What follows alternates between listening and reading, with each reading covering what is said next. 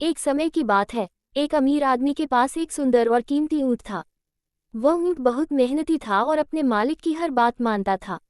अमीर आदमी अपने ऊँट से बहुत खुश था और उसे हमेशा अच्छी देखभाल में रखता था। एक दिन उस अमीर आदमी ने सुना कि किसी दूर के शहर में एक बहुत बड़ा बाजार लगने वाला है, जहां वह अपने ऊँट को बेचकर अच्छी कमाई कर सकता था।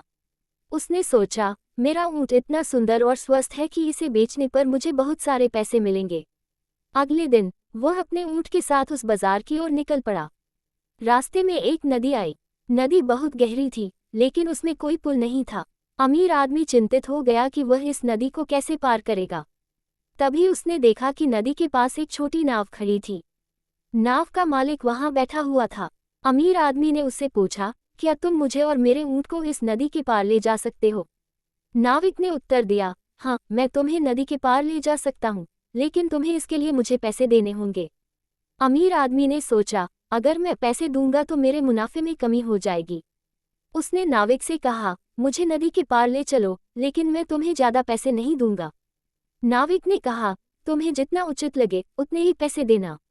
अमीर आदमी और उसका ऊँट नाव में बैठ गए। नदी के बीच में पहुंचने पर नाविक ने अमीर आदमी से कहा, अब तुम मुझे पैसे दे दो, नहीं तो मैं तुम्हें और तुम्हारे ऊँट को यहीं नदी में छोड़ दूंगा। अमीर आदमी ने मजबूरी में नाविक को पैसे दे दिए। नाविक ने उन्हें सुरक्षित नदी के पार उतार दिया। लेकिन जब अमीर आदमी बाजार पहुंचा तो उसे पता चला कि उसके ऊँट की कीमत जितनी उसने सोची थी उससे बहुत कम है। उसने ऊँट को बेचने की कोशिश की, लेकिन उसे बहुत कम पैसे मिले। अमीर आदमी ने सोचा, अगर मैं लालच न करता और नाविक को सही पैसे दे देता तो शायद मैं इस नुकसान से बच जाता। उसने सीखा कि लालच बुरी चीज़ है और इंसान को हमेशा सही निर्णय लेना चाहिए।